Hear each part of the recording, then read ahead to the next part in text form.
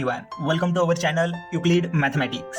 We have started lecture series on group theory and we are trying to cover all important topics which are important to CSIRNET, SET, GATE and other competitive exam too. Those are from engineering background student, these concepts are useful for them also. So in my today's topic, I will explain to you all one of the important topic from group theory, which is a factor group, quotient group. Okay, so how factor group and quotient group we can form, so I will explain to you all in our today's video. So if you wanted to see more videos like this, you can check it into my playlist. I uploaded more videos on group theory which cover subgroup, normal subgroup and other example too. So if you wanted to see, you can check it into my playlist. If you have any doubt related to my videos, you can comment me in a comment box. Now in my today's video, I will explain to you all factor group and quotient group with one example as a Q by Z. Okay, so Q by Z, which is a factor group and most important, and every year that group which ask every year question on that group. So I will explain that group to you all, but before of that we need to know how factor group or quotient group exists. Okay, so let's get started to our today's lecture, which is on a factor group or quotient group. Okay, so to understand factor group and quotient group, we need to know the normal subgroup. Okay, how normal subgroup exists. Okay, for finding normal subgroup, whether it is normal or not, there are 4 to 5 criteria that we need to know. Okay, because these criteria are needed here. Okay, so for finding whether the factor group or quotient group exists or not. Okay, so let me explain little bit idea about the normal subgroup or invariant subgroup.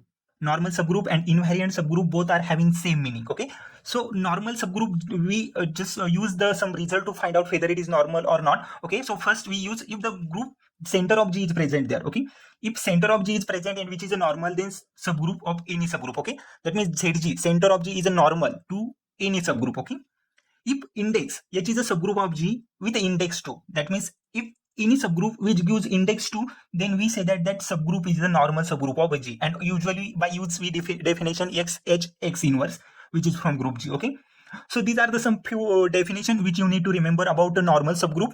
Okay, so if you wanted to know what is mean by normal subgroup and how it is exist, you can check it into my playlist. I already uploaded some videos on normal subgroups. Okay, so let's get started our today's video for quotient or group or factor group. Okay, now you can see here H is a normal subgroup of G.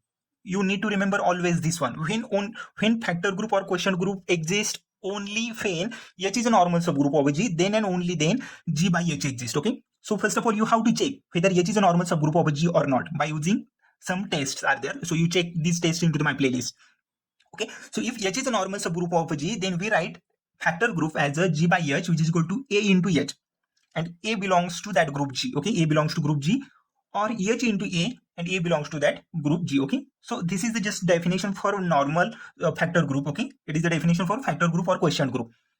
So if we have group with respect to H into BH, so we write their multiplication as A dot B into H, or HA into HB we write as a H into A dot B. Okay, so H is a subgroup here and A and B both are element from that group G. Okay, here HA into HB which goes to that factor group G by H. Okay, then the factor group called the quotient group. Okay, this one is the definition for quotient group. Once we solve some example on quotient group, you can understand it. Okay, so let's get some example for a quotient group or factor group. Now here I consider first example G as a integer Z, which is an infinite cyclic group, and it has a 4Z, which is a subgroup. Okay, then we have to construct G by H. Okay, we have to construct here G by H.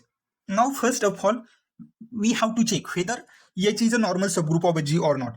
Okay, when H is a normal subgroup of a G, then and only then factor group is possible. Okay, so we know that 4Z MZ is a subgroup of a Z. Okay, MZ or NZ is a subgroup of a Z. We know that these are the standard result, but we have to follow the procedure. Okay, so G is equal to Z and 4Z, we have to check whether it is normal subgroup of a G or not. Okay, now G is a Z, we know that Z is always abelian group. Okay, which is always abelian and infinite group. Okay, Z is an infinite group and which is an abelian group.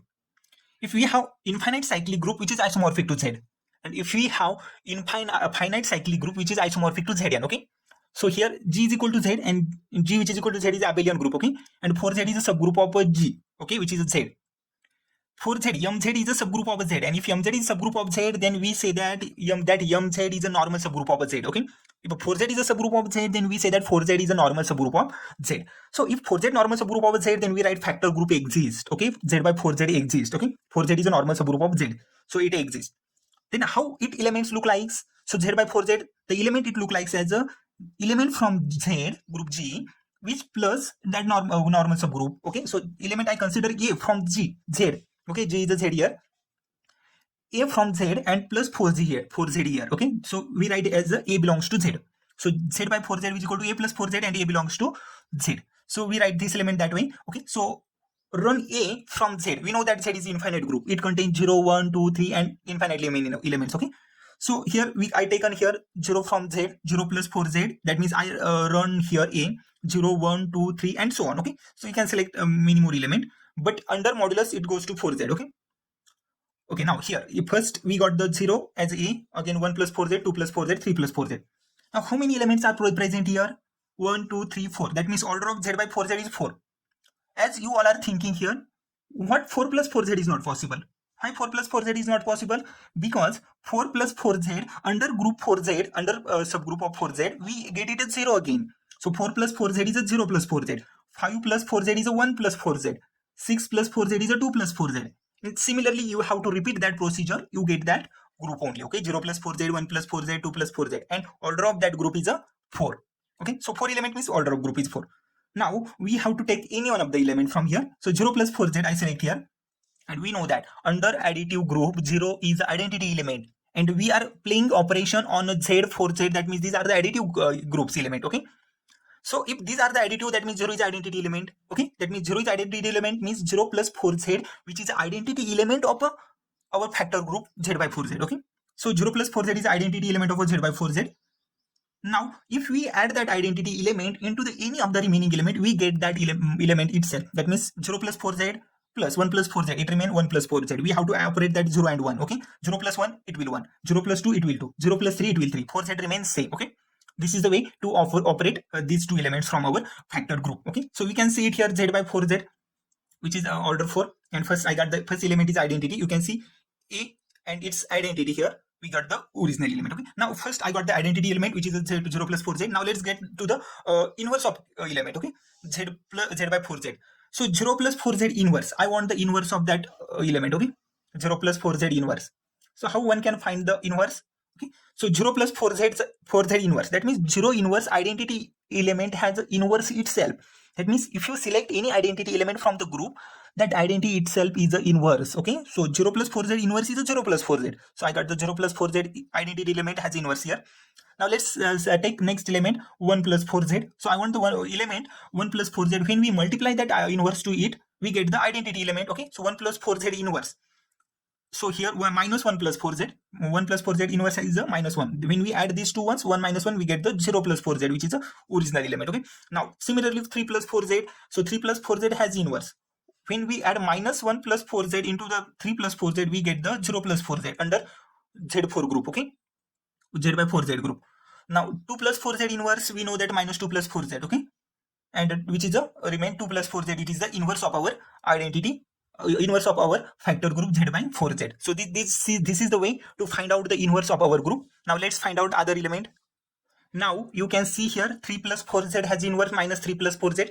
When we add these two groups, the two elements from our factor group, we get the 0 as identity element. Okay, and minus 3 is having value under z by 4z, which is a 1. Okay, minus 3 in under z by 4z, which is a 1. Okay, so this I hope so this one is easier to find out. Okay, minus 3 under z by 4z is a 1. So 1 plus 4z. Now we have to find order of each element of a z by 4z. Okay, order means we have to take nth power of our element. That smallest positive element n need to be there. Okay, if it is the smallest positive integer n, then we say that that one is our required order of our element. Okay, so we can see order of 0 plus 4z, the smallest power of identity element. Which is the smallest power? When we take identity to the power smallest number, so it is only the single element possible. It is a 1. So identity to the power 1, we get itself that element. Okay, so a to the power n, which is equal to 1. Okay, so 0 to the power 1, which is equal to, that means 0 to the power 1, which is a itself. Okay, so we got it here 0 plus 4z, which is the only identity element here, which is the only identity element. It gives our identity of a group. Okay, so it is only single element identity is here. So order of 0 plus 4z is 1. Similarly, go for 1 plus 4z. We want the 1 plus 4z. That means the minimum power of 1 that takes to the identity element. So a to the power n is equal to identity. So 1 to the power, how much element it is possible here? It gives 0. So 1 to the power 4, and group is additive. So 4, it is going to be a multiplicand for 1. So 4 into 1, it is a 4. Under z by 4z, it goes to 0. Similarly, 1 to the power 0 to the power 1, we get the 0 here. Okay. So similarly, 1 to the power 4, 4 into 1, 4z is a 4. Okay. To the power 2, 2 into 2, under, okay, so 2 to the power 2, it's 2 into 2, it is a 4. Okay, so under z by 4z, we got the 2 element.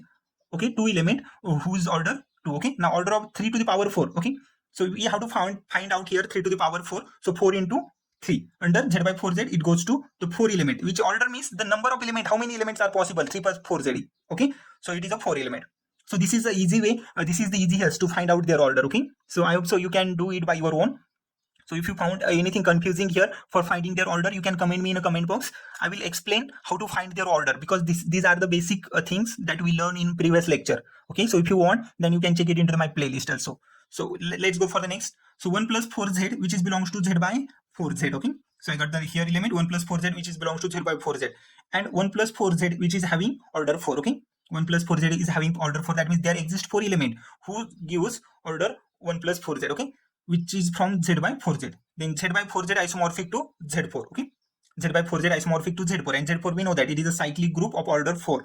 Okay, z by 4z is isomorphic to z4, or we can use other result too for finding z by 4z. Z by mz isomorphic to zm. Okay, z by mz, which is isomorphic to zm. You can see this way here, z by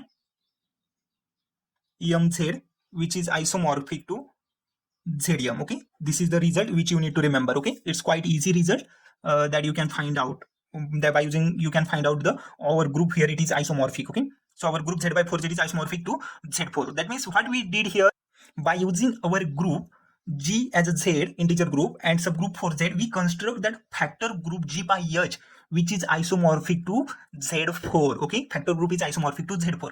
So in my today's video, I explained to you all how one can form factor group by using normal subgroup. Okay, so these are the quite easy concept. I hope so you all have understood my today's lectures. If you have any doubt, difficulty, you can comment me in the comment box. Okay, so thank you everyone. Thank you for my today's lecture. They will do everything to feel a bit alive. They will do everything to feel a bit alive.